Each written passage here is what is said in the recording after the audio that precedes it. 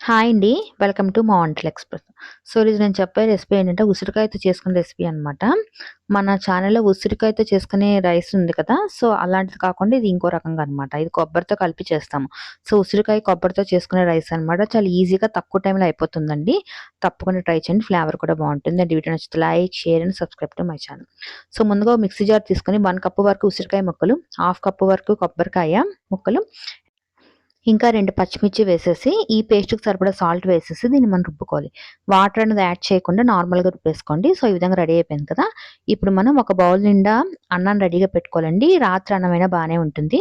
So, ఇప్పుడు మనం పోపు వేసుకోవాలి. సో, ఒక పాన్ తీసుకొని కొంచెం ఆయిల్ వేసేసి 2 స్పూన్స్ వరకు శనగపప్పు, మినపప్పు, 1 స్పూన్ వరకు ఆవాలు, 1 స్పూన్ వరకు పల్లీలు, 1 స్పూన్ వరకు జీడిపప్పు, కొంచెం కరివేపాకు, 2 ఎండుమిర్చి వేసేయాలండి. కొంచెం వేగిన తర్వాత లాస్ట్‌లో కొంచెం పసుపు వేయాలి.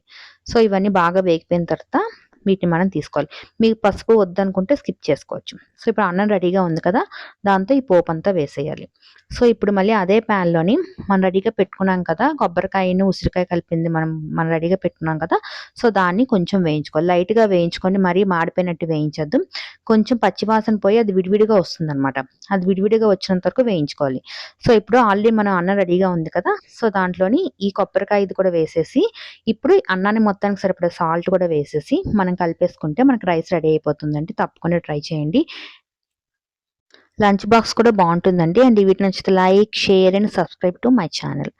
Thank you for watching.